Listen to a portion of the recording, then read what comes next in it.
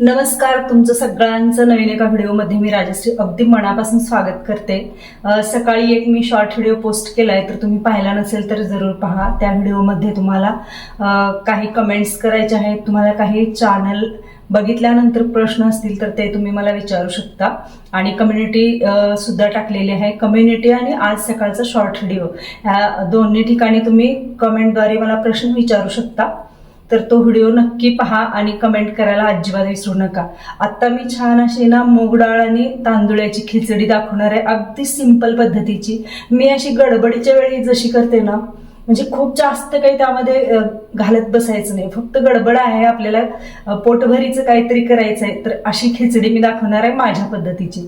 तुम्हाला आवडली तर नक्कीच तुम्ही पण करून बघू शकता। आणि आता चला खिचडी बनवायची, स्वयंपाकघरामध्ये जाऊया। इथं मी इंद्रायणी तांदूळ छान असा धुवून घेतलाय आणि कोथिंबीर धुवून ठेवलेली आहे। बाकीचं काही करायचं असेल तर त्यासाठी लागेल तर वापरण्यासाठी 2 चमचे एवढं तेल घातलंय, पाणी गरम करायला ठेवलंय। इथं तांदूळ दाखवलेले आहेत तुम्हाला भिजत घातलेले। तर आता हा कुकर पण गरम झालाय। थोडंसं ना हिंगाची पूड बघा, तर एवढी मी घालणार आहे, कारण मस्त अशी मूग डाळीची मऊ अशी छान खिचडी बनवते, माझ्या पद्धतीची आहे बरं का। बघा आता हे थोडीशी जास्त मोहरी मी वापरते, जिरे आणि मोहरीचा थोडासा मी जास्त वापर करणार आहे, कारण ती खिचडी खायला पण खूप छान लागते। हे बघा जिरे मोहरी घातली आहे, बाकीचं काहीच नाही जास्त मी घालणार आहे ह्यामध्ये। आणि फक्त इथं ना थोडंसं मला तिखट करायचे, तर मिरच्या घातल्यात मी। आता सगळ्यात पहिले तर हे थोडंसं भाजून घ्यायचं, जिरे मोहरी तर चांगलं भाजले। आता यामध्ये घालायचे डायरेक्ट तांदूळ, इकडं पाणी उकळलंय, आता हे तांदूळ घालते यामध्ये। एकदम सिंपल अशी खिचडी आहे ही।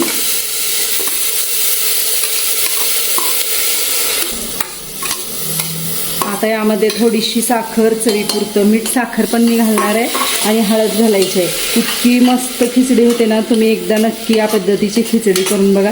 तांदूळ मी साधारण 3-4 मिनटं धुवून निथळून ठेवलेले। आता गॅस मध्यम आहे, यामध्ये आपल्याला जेवढं लागणार आहे पाणी, आता मी माझ्या हिशोबाने घालणार आहे पाणी। मला थोडीशी ही खिचडी थोडीशी अशी ना दाटसर, म्हणजे कशी म्हणूया, म्हणजे अशी चमच्यातून अशी पडेल अशी करायची। तर हे एवढं पाणी मी घालणारच आहे, जेवढं घेतलंय तेवढं घालते।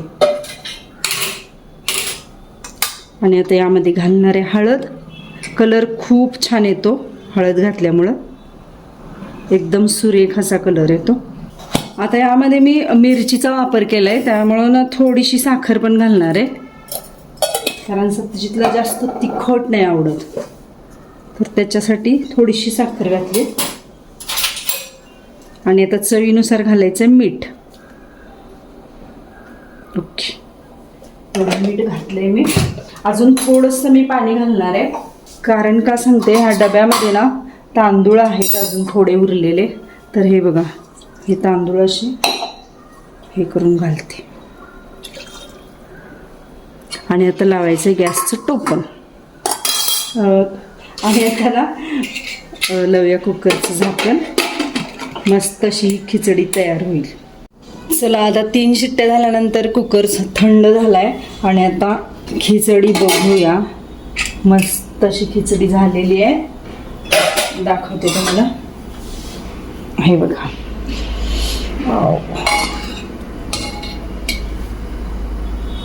एकदम छान। हे बघा मस्त खिचडी तयार झालेली आहे, एकदम छान अशी। आणि आता यावरती मस्त साजूक तूप, आणि ही खिचडी खायला घ्यायची। रेसिपी कशी झाली आहे नक्की कमेंट करून सांगा। एकदम सिंपल साधी अशी खिचडीची रेसिपी। ही खिचडीची रेसिपी तुम्हाला कशी वाटली हे नक्की कमेंट करून सांगा। बघा मस्त एकदम छान अशी झाली आहे।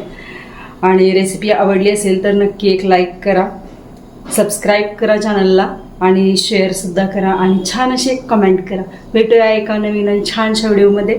आणि आता ही मी खिचडी खाऊन घेणार आहे, थोडंसं लोणचं किंवा शेंगदाण्याची चटणी वगैरे घेतली तर अजून सुरेख लागते ही खिचडी। भेटूया एका नवीन मस्त अशा व्हिडिओ सोबत. तोपर्यंत बाय.